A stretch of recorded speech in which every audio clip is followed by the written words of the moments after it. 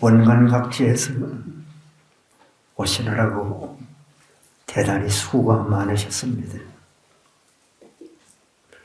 오늘 저녁에도 고방성사의 선여 법문을 잘 들으시고 진심으로 발심하고 진심으로 신앙심을 돈독히 해서 여러분의 공부에 결정적인 원인을 제공할 수 있는 좋은 시간이 되시기 바랍니다. 먼저 유인물을 읽겠습니다. 8째 대중에게 보이 오음산 가운데 마가 강하고 법이 약하여 싸워 이기지 못하면 망설이지 말고 복음을 번쩍 들어 사느냐 죽느냐를 묻지 말고 분발하여 몸도 돌보지 말고 별이 번쩍하게 싸웁시오다. 오음산 가운데 마가 강하고 법이 약하여 했습니다. 오음산은 우리 몸을 5가지로 분석해서 산으로 비유한 말씀이다. 그래 보시면 되겠습니다. 오음을 오중, 오치라고도 합니다. 오는 그 집합체, 집적체라는 그런 뜻입니다. 그 5가지가 색수상 행식을 말합니다.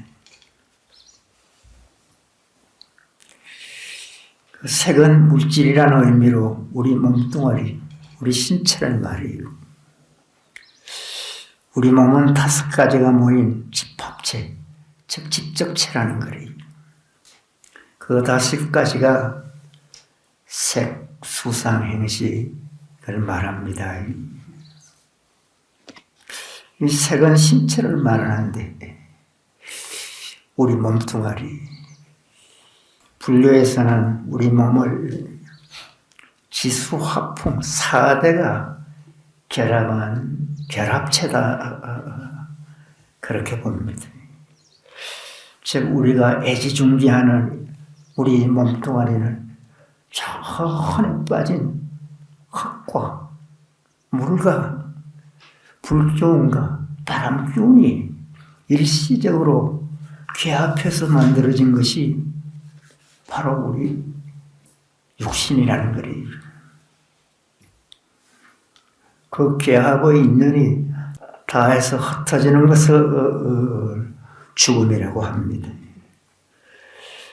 이 죽으면 살이나 뼈는 결국은 흙으로 들어가고 피나 눈물이나 오줌은 물로 변합니다.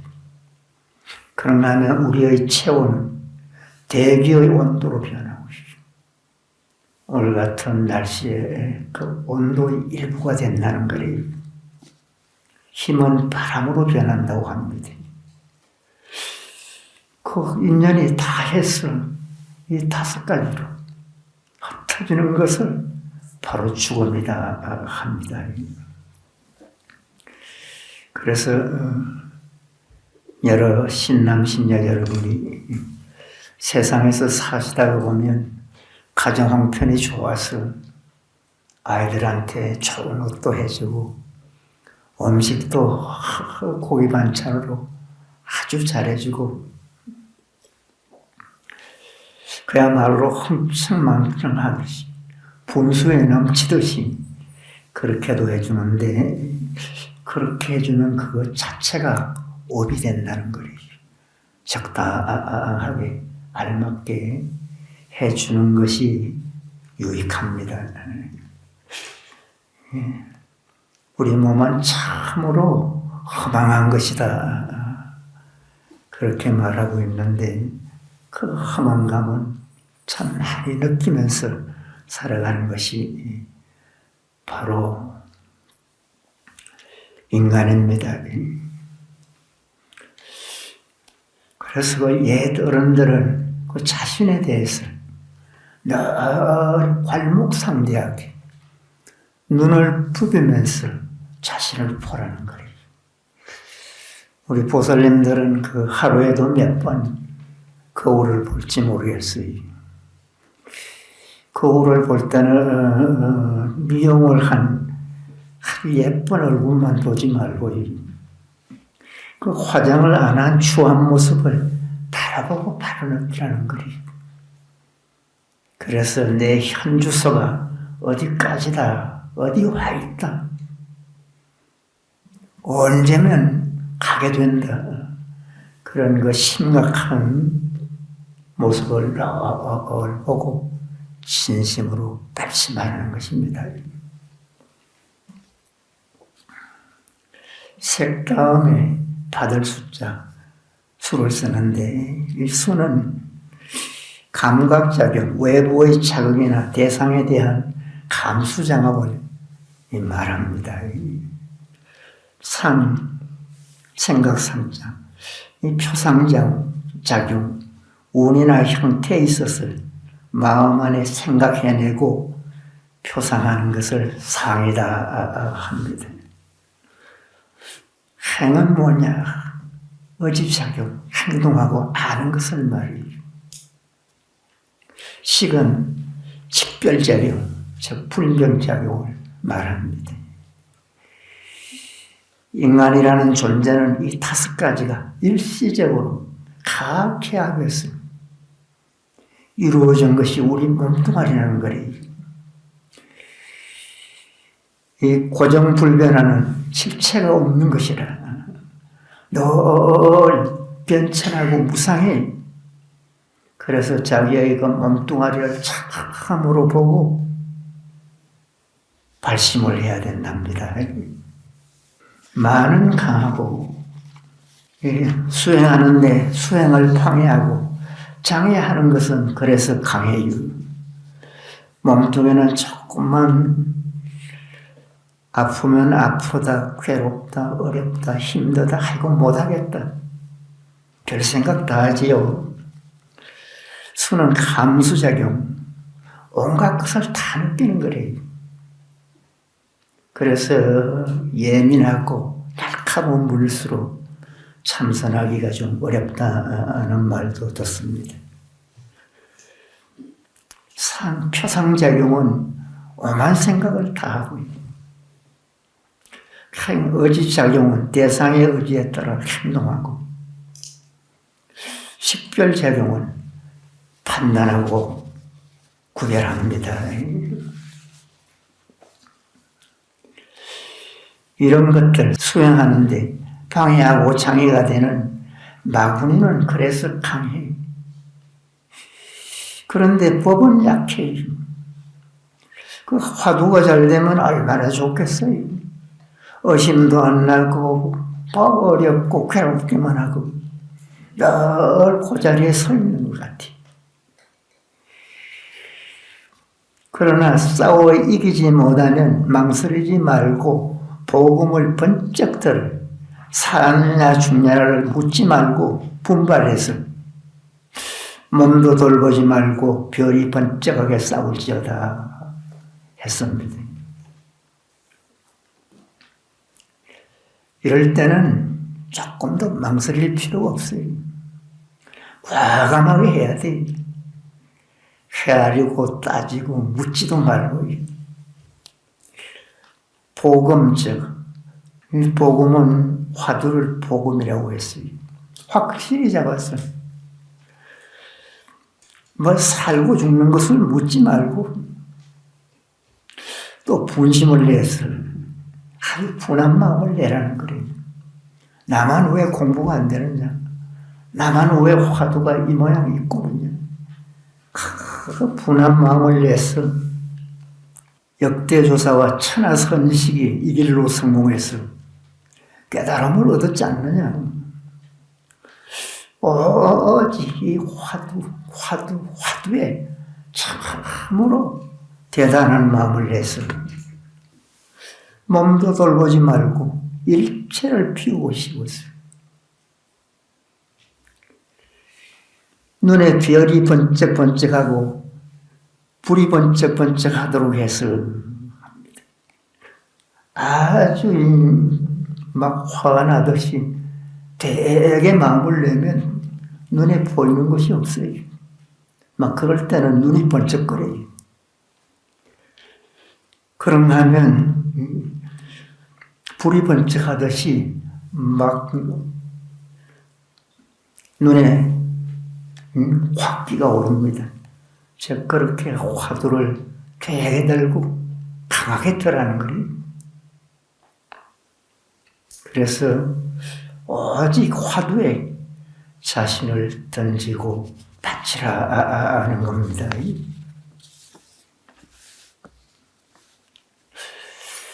공부의 가장 이상적인 방법은 뭐냐? 사실은 적당하고 알맞게 하는 거예요. 부처님 말씀에는 비파 뜯듯이 해라 합니다. 비파를 너무 되게 좋으면 땡땡 하는 소리가 납니다. 너무 느슨하게 틀어놓으면 딩딩해요.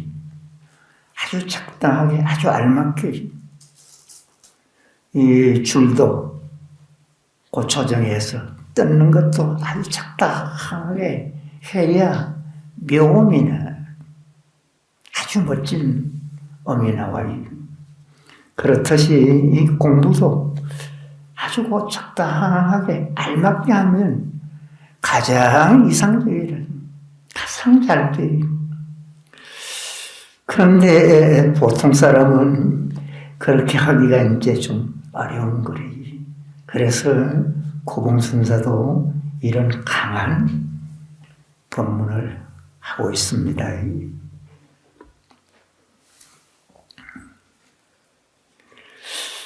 그러나 공부에 문제가 있어서 잘 안 되는 경우에는 분해망상이나 졸음 때문에 잘 안 되는 경우에는 때로는 미친 듯이 밀어붙이듯이 되게 할 줄도 알아야 된다. 바로 이 말씀이래요. 적당히 강약을 써서 하면 의외로 쉽게 해도 되고 잘 될 수도 있는 것이 이 공부라는 것을 아시고 아주 적당하게 알맞게 그렇게 하시기 바랍니다. 그러면서도 또 때로는 강약을 두시라는 거예요. 고봉선사께서는 강한 그런 표현을 많이 하셨어요. 그분은 건기도 대단하고 또 다혈질이라 아주 끈질기고 고집스러워요. 속된 표현으로 용맹정진파리. 여러분 중에서도 몇 년을 했는데도 아직도 진행 안 났다든가 주작 화두에 머물러 있는 분이라든가 진리가 났더라도 확실하고 아주 분명하지 못한 그런 화두, 미적지근하고 참 답답하고 안타까운 그런 화두 참선자는 자신을 이렇게 던져보시기 바랍니다. 던지면서 이러고도 최상승의 길을 걷는다고 할 수 있겠습니까? 이 자문자대배배일. 그래서 분심을 내도 큰 분심을 내서 이 공부에 막 자신을 바치듯이 던지듯이 애쓰시기 바랍니다.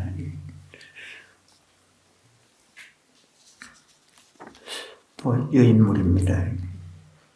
공이 있는 이에겐 상을 주고 공이 없는 이에겐 벌을 주겠다. 상과 벌이 분명해졌으니 우선 말해보라. 오늘 방망이 맞은 상자는 상이냐 벌이냐.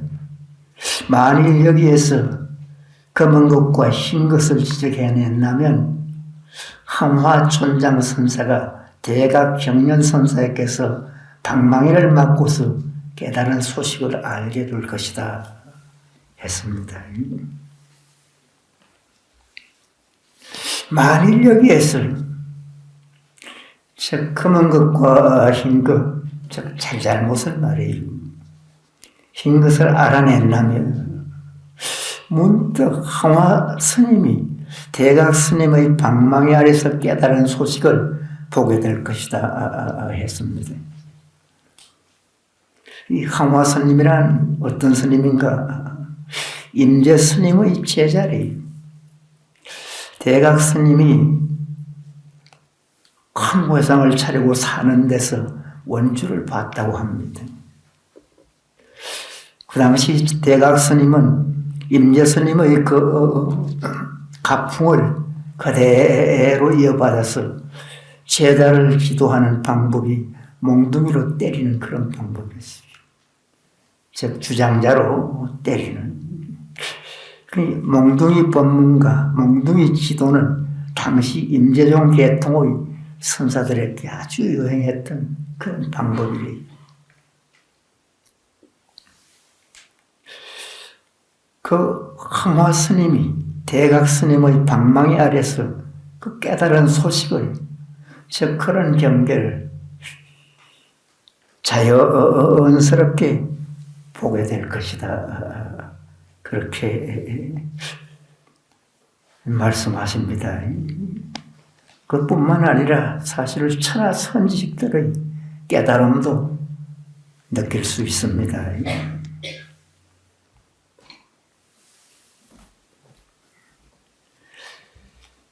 이 부처님은 선지식을 안내자에 비유했어요.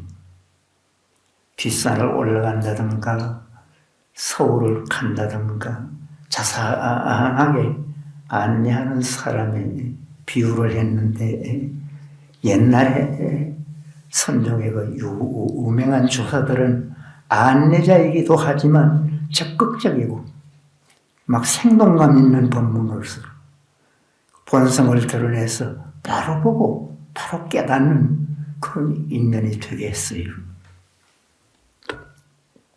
이 법문이 바로 몽둥이 법문입니다. 유명한 그 임재 스님한테 제자 중에 정상자라고 있었어요. 어느 날 임재 스님이 이 법상에서 법문을 마치고 나니까 정상자가 임재 스님에게 묻습니다. 불법의 궁극적인 의미가 무엇입니까? 하고 물었어요.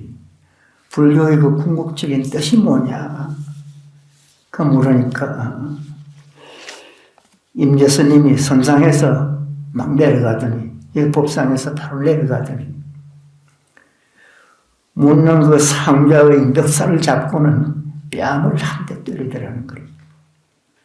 뺨을 찰썩 때린 뒤 막 확 떠밀어 버렸는 거예요.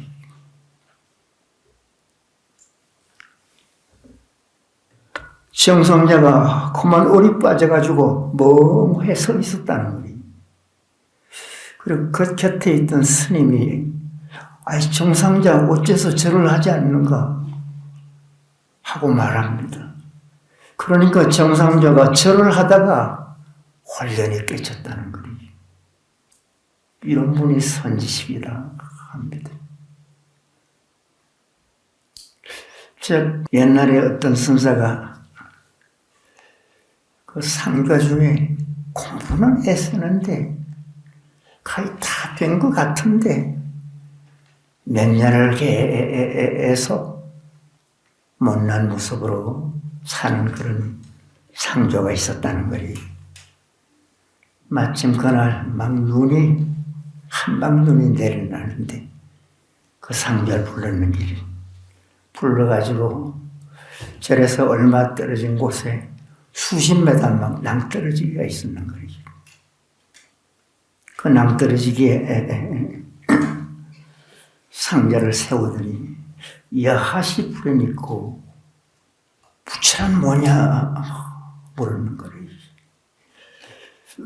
대답을 않고 서 있으니까 그냥 낭떠러지기에 막 밀어버리는 거예요.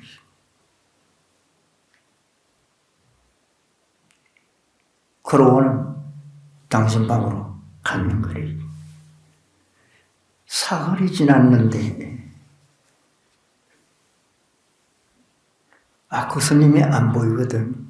대중이 이제 찾았는 거래. 그래 조실 스님한테 가서 혹시 아무개 수자가 무슨 변이 있었습니까? 묻는 거예요. 그럼 낭떠러지게 가봐라. 내가 밀었다. 떨어지면서 이제 훗날 깨쳤다고 하더라는 거예요. 깨쳤으면 살아있었고 못 깨쳤으면 죽었을 것이다. 가려면 화장거리를 좀 가지고 가거라 하면서 그 보내더라는 거예요. 그래도 겨우 막 내려가는 거예요. 눈은 며칠간 없는데 쌓이고 쌓였는데 그 낭떠러지에서 이래 돌출 부분이 있었는데 낭떠러지까지 돌출 부분에 걸려서 내려가진 않았는 거예요. 그래 돌출 부분에서 겨우 엉금엉금 기어서 거기에 약간 사람이 한 사람 피할 수 있는 그런 굴 비슷한 곳이 있었던가 봐요. 거기서 정진을 더 하고 있었는 거예요. 그제서 자기가 떨어지면서 깨쳤다는 그런 이야기를 해서 그리고 모셔서 조실 스님한테 가니까 조실 스님이 여러 가지로 테스트를 하는 거예요. 깨쳤다 해서 그날로 대도인 자리로 모셔졌다는 그런 그 이야기가 있습니다. 앞에 황화스님 말씀도 있긴 있어 말씀이라든지 또 정상적으로 깨친 이야기 그리고 또 유명한 선사가 있고 깨달아 그 옛 선사들은 주장자를 휘두르기도 하고 과음을 치기도 하고 때로는 눈썹을 지켜 올리기도 하고 순목이다 하는데 멱살을 잡고 따귀를 치기도 하고 불자를 세우고 막 선상을 치기도 하고 콱콱 그런 생생한 법문으로 바로 보고 바로 깨닫게 했어요. 바로 보고 바로 깨닫게 했어요. 해탈 경계에 이르게 했다는 그런 그 이야기가 많습니다. 여기서는 좀 특별함이 있습니다. 또 유인물을 읽겠습니다. 9번째, 귀환을 정하고 대중에게 보이. 참선하는데 만일 한정된 날짜에 공을 이루려면 마치 청길 우물에 빠졌을 때 아침부터 저녁까지, 저녁부터 아침까지 밤이나 낮이나 천생각 만생각이 오로지 다만 한낱 우물에서 나오려는 마음뿐이고 끝끝내 결코 다른 생각이 없는 것과 같이 하리라. 진실로 이렇게 공부하기를 혹은 3일, 혹은 5일, 혹은 7일 하고도 깨치지 못한다면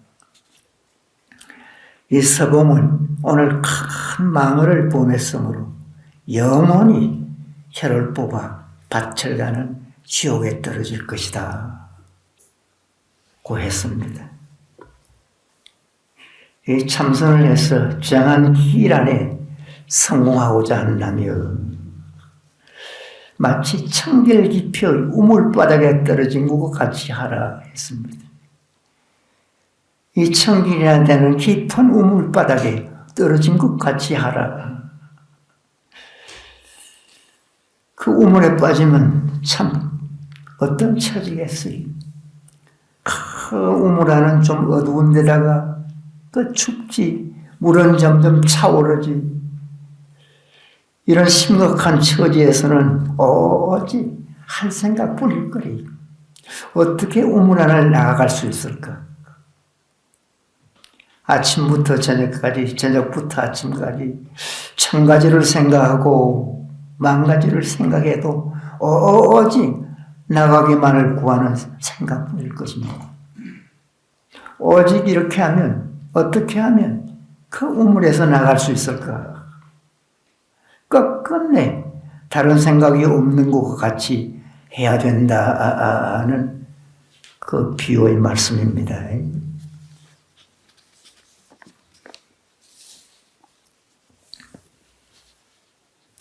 이렇게 한정된 시도는 그 옛날 어른들은요, 3개월 결제하면 결제 중에 한 2번은 보통 했다고요. 한 번은 결제 초에 하고 한 번은 해제 직전에 했다고요. 요즘은 어쩌다가 뭐 하는 분이 있다고 들었습니다만은 개별적으로 이래 하는 분은 좀 드물다고 하던데,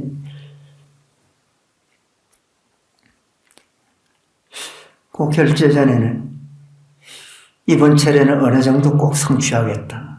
어디까지 공부가 되도록 하겠다. 반드시 해내고야 말겠다. 그 대단한 결심과 각오로 그 용맹정진을 하고는 해제가 임박해서는 해제를 마무리하는 기분으로 마지막에 그 유종의 미를 거두듯이 완성하는 결심으로 공부를 성취해서 보람을 느끼기도 했다고 합니다. 어쨌든 참으로 대단하게 하는 분은 이런 그 우물에 빠진 사람 같은 그런 생각으로, 그런 분위기에서 어디 나갈 생각만 하듯이 항시 오직 화두에 막 자신을 던지고 화두에 최선을 다하듯이 애쓰고 노력하라는 그 유명한 비유의 말씀입니다.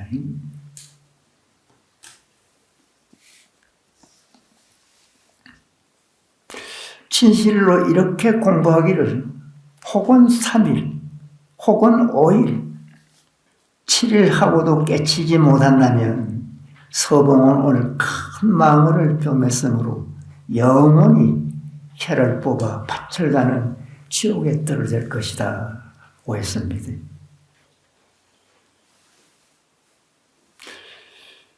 구경에는 결코 두 생각이 없으니 진실로 이와 같이 공부를 해서 혹 3일이나 혹 5일이나 7일 만에 만약 깨치지 못한다면 나 서봉은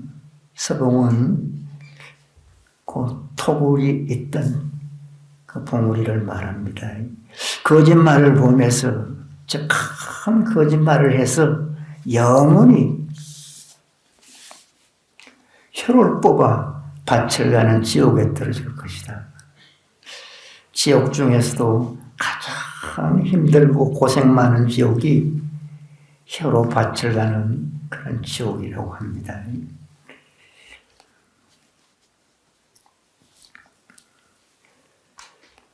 즉 이렇게 한다면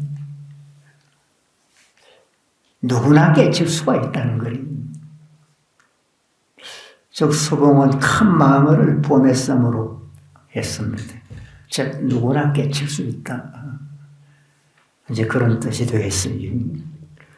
즉 흔히 공부를 한다고 하면서도 안 되는 이유가 제 분명히 안에서라는 겁니다.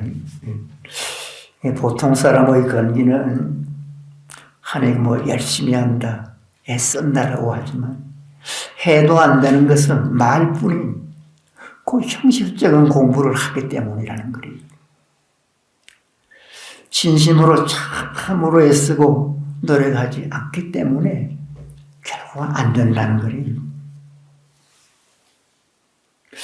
공부가 안 되는 분은 자기를 자상하게 점검하고 따져보세요. 안 되면 안 되는 이유와 원인이 있을 거예요. 그 점을 발곤세곤히 매일 자기한테 문제점이나 부족한 점이나 어리석은 점이나 있는 대로 하나씩 둘씩 고쳐나가면 자연스럽게 이 공부는 될 수밖에 없는 것이 이 공부다. 또 그렇게 말씀을 하십니다. 또 본문입니다. 어떤 때는 싸우는 것처럼 뜨겁게 솟아나며 어떤 때는 얼음처럼 싸늘하게 멍청하며 어떤 때는 나귀를 끌고 우물에 들어가는 것 같으며 어떤 때는 물길 따라 돛을 펴는 것과 같다. 이 네 가지 산란, 혼침, 역경계, 순경계, 마구니가 번갈아 서로 해침으로 드디어 도를 배우는 사람으로 하여금 집을 잇고 살림을 잃게 한다. 서봉은 오늘 간략히 한 계책을 베풀어 여러 사람들에게 자취를 썰어 없애주려 하노라. 한참 계시다가 악 하고 소리를 질렀답니다.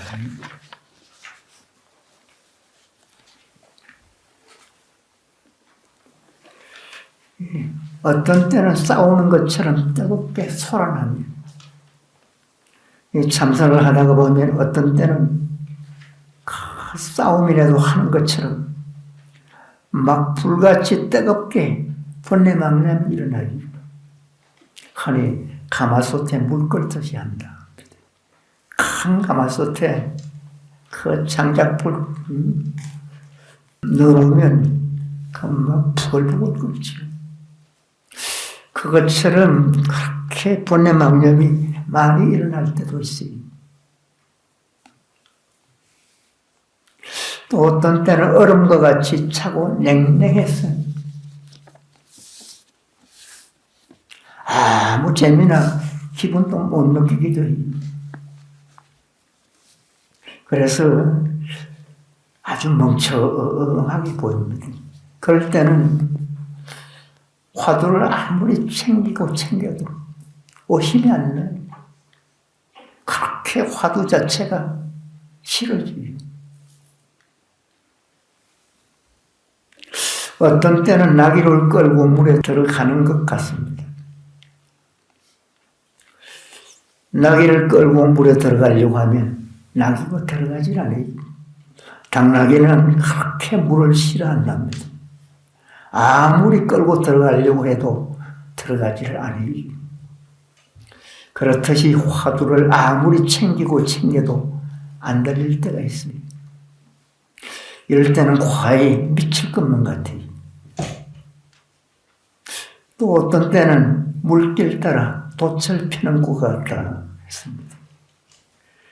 그 순풍에 돛 달듯이 아주 순조롭게 잘 들릴 때가 있어요.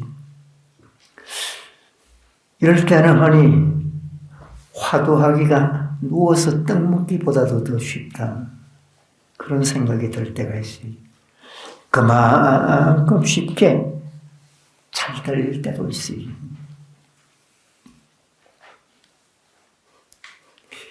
이 네 가지 산란, 혼침, 역경계, 순경계, 마구니가 번갈아 해침으로 드디어 도를 배우는 사람으로 하여금 집을 잃고 살림을 잃게 한다.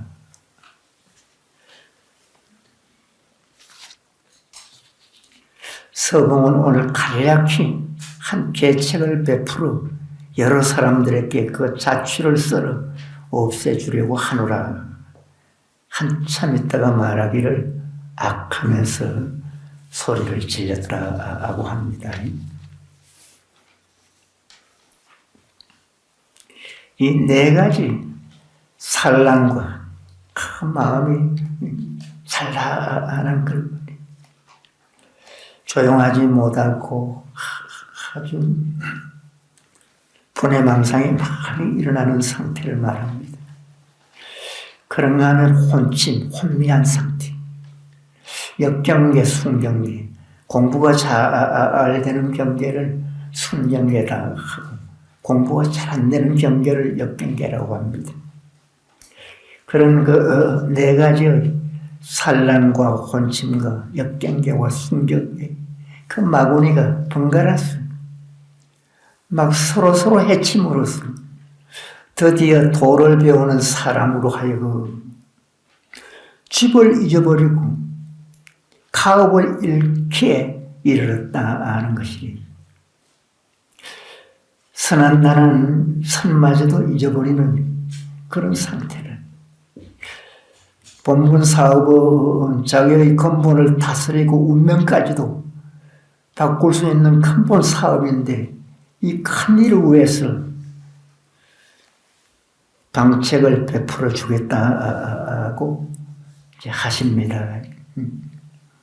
이건 참 부득이한 그런 상황이래요. 한참 말이 없다가 악하였다고 합니다. 이 악이라는 이 말이 바로 이 법의 진수, 법의 알맹이를 보여준 말입니다. 악소리를 바로 보고 바로 들으면 바로 느끼면 일체가 해결될 수도 있습니다.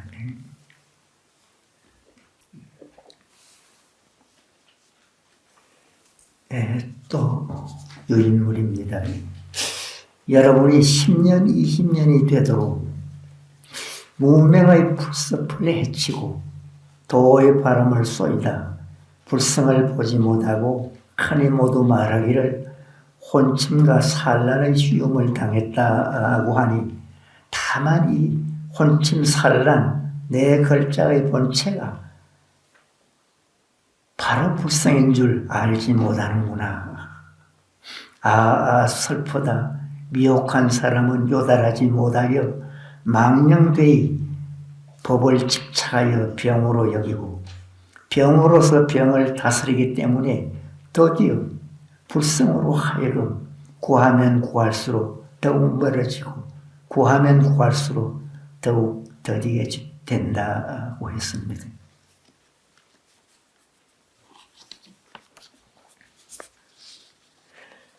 여러분들이 10년, 20년이 되도록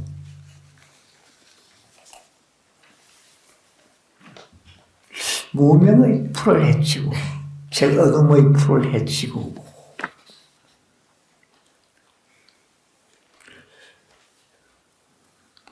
진리의 바람을 쏘였으나 진리를 체험하기 위해서 나름대로 그 바람을 쏘이듯이 관심을 가졌으나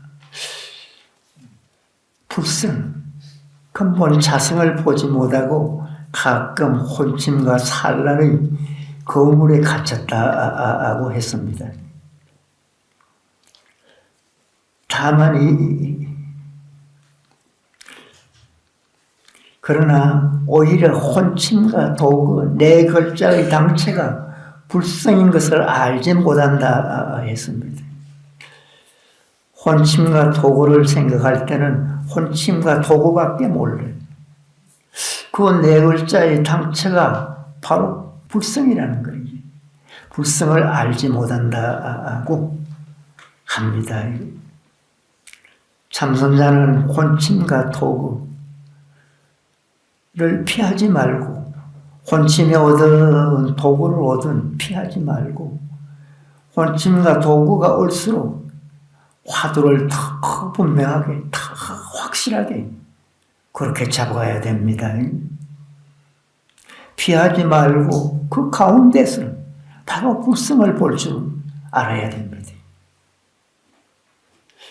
그렇게 모르니 너무 안타깝다는 거예요. 그것이 누구의 허물인가?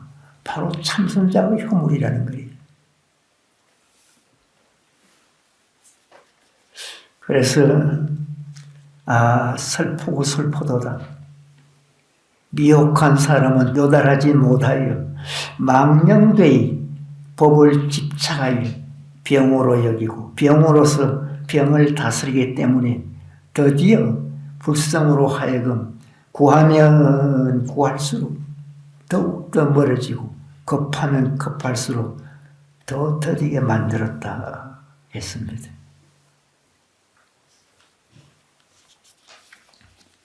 이 슬프고 안타깝구나.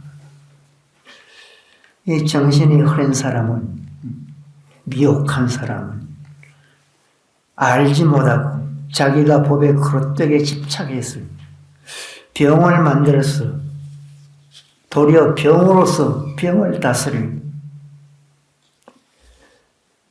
불성을 구하면 구할수록 즉 구한다는 생각으로 멀어지고 급하면 급할수록 점점 늦어지는데 이르러 또다 했습니다.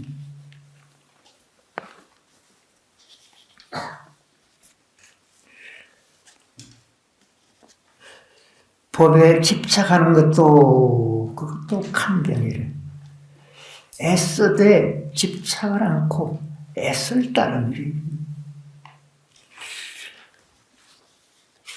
오히려 병을 만들어서 병을 다스리려고 해. 그러면 불성을 구하면 구할수록 멀어진다는 거예요. 병이 오더라도, 병이 있더라도 병은 담담하게 그냥 그대로 두고 오직 화두만 일으키라는 거예요. 불성을 구하면 구할수록 멀어진다. 급하게 하면 급할수록 점점 늦어진다. 그런 물일수록 또 성질은 급해요. 얼른 해마치고 싶은 거예요. 그래서 막 급히 서둘러서 막 밀어붙이듯이 애쓰기도 합니다. 그러면 급하게 그렇게 하면 급할수록 점점 늦어져요. 그러면서 화두는 본성하고는 거리가 멀게 결국은 안 되는 그런 상황이 되기도 합니다. 불성은 구할수록 급할수록 오직 담담한 생각으로 화두만 지어가야 됩니다. 또 본문입니다. 설령 한 사람 반 사람이라도 그 일어난 당처를 되살려서 당장에 그런 줄 알아 확연히 약과 병 둘 다 잊어버리고 눈이 트여 달마대서가 겉으로 전한 뜻을 훤히 밝혀내고 본래의 불성을 분명하게 봤더라도 서봉의 점검에 의거해 본다면 아직도 생사의 언덕의 일이다. 만일 향상일로를 말한다면 다시 청산 저 밖에 있는 줄 알아야 된다 했습니다.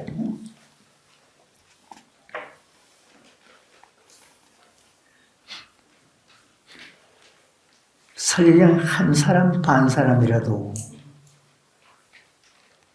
이 말씀은 설사 한 개, 반 개라도 그런 뜻인데 이 말의 주체가 뭐냐? 중국에 그 진나라를 세운 부견이라고 있습니다.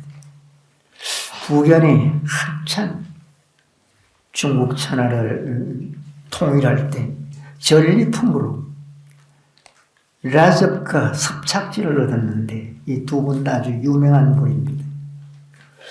라지는 몸이 성에서 한 개라고 하고 섭착은 다리 하나를 읽어서 반개라고 한 데서 곧 나온 말이래요. 빛을 돌이켜 비추어 그릇됨을 바로 알아서 했습니다. 확연히 약과 병이 사라지고 눈동자가 드러나서 달마가 겉으로 전한 뜻을 환하게 밝히며 했어요. 달마의 겉으로 전한 뜻이다. 즉 달마 삼법을 말해요. 본래 불성을 투철히 보더라도 만약 나 서봉의 점검에 의하며 오히려 생사의 언덕이리라 했다 했습니다.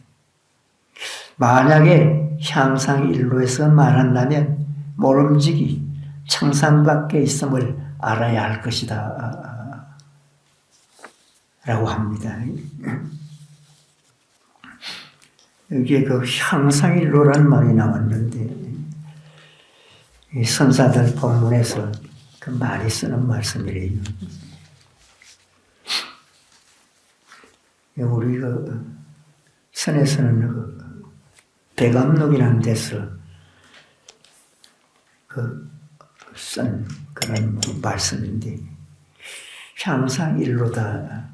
즉 최고의 경지에 이르는 하나의 길이다. 그런 뜻이래요. 즉 깨달음의 극치를 말입니다. 즉 선의 극치, 깨달음의 극치를 향상 일로다 합니다. 그 옛 말씀에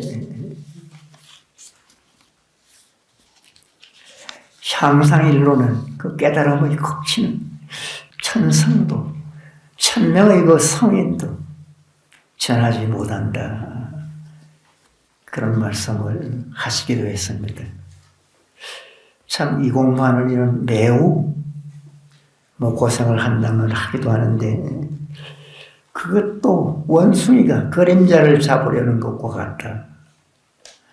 참 공부를 확실하고 분명하게 하는 분은 아주 대단하게 표현을 하는데, 참 죽으라고 해도 이제 이런 표현을 듣는 그런 분도 있었습니다. 그래서 여러분께서도 정말 지혜롭게 잘해서 여러분의 그 지혜가 훗날 천하를 움직이는 그런 큰 지혜가 되도록 이 공부를 애쓰시기 바랍니다. 이 공부는 어쨌든 분명히 해야 되고 확실하게 해야 된다. 그런 생각을 늘 하시면서 이 공부에 대해서 특별한 생각을 해서 이 공부에서 여러분의 인생과 진정한 행복과 보람을 공부해서 꼭 느끼시기 바랍니다. 오늘 그 본문에서는 좋은 말씀들이 많아요. 오음산 가운데 마가 강하고 법이 약해서 싸워 이기지 못하면 망설이지 말고 복음을 번쩍 들어 사느냐 죽느냐를 묻지 말고 분발해서 몸도 돌보지 말고 막 별이 번쩍하게 싸우라. 할 때는 막 되게 하고 확실하게 분명하게 막 던지듯이 애쓰시라. 이제 그런 말씀을 하셨고, 만일 한정된 날짜에 공을 이루려면 마치 청길 우물에 빠졌을 때 아침부터 저녁까지, 저녁부터 아침까지 밤이나 낮이나 천생각 만생각이 오로지 다만 한낱 우물에서 나오려는 마음뿐이고 끝끝내 결코 다른 생각이 없는 것과 같이 해라 했습니다. 참 하다가 보면 이런 망상 저런 망상 오만 망상이 막 가마솥에 물 끓듯이 끓습니다. 참 어떨 때는 미칠 것 같고 아주 어렵고 괴로울 수도 있어요. 그럴 때도 참으로 한정된 날짜에 공을 이루려면 한정된 날짜에 꼭 성공해서 깨치려고 하면 마치 청길 우물에 빠졌을 때 아침부터 저녁까지, 저녁부터 아침까지 그 밤에나 낮에나 천생각 만생각이 오로지 다만 한낱 우물에서 나오려는 마음뿐이다 했습니다. 그러니까 끝끝내 결코 다른 생각 없는 같이 해라. 사실 이렇게 하면 고봉스님 말씀처럼 누구나 깨칠 수 있다는 확신을 가져서 애쓰고 그래 애쓰시기 바랍니다. 그런가 하면 혼침과 산란 때문에 아주 참선하시는 분이 고생을 많이 해요. 그 혼침과 산란을 일부러 막으려고도 하지 말고 신경도 쓰지 말고 혼침이 일어나든 말든 오직 화두만 들라는 거예요. 그러면 자연스럽게 혼침도 없어지고 결과적으로 산란한 마음도 없어져서 참으로 정진이 잘 되는 그런 공부가 된다는 것입니다. 고봉스님 귀중한 말씀 잘 들으셨을 텐데 잊지 마시고 오늘 밤에도 철야 정진을 좀 잘해서 특별한 그런 수행이 되도록 애쓰시기 바랍니다. 수고하시겠습니다.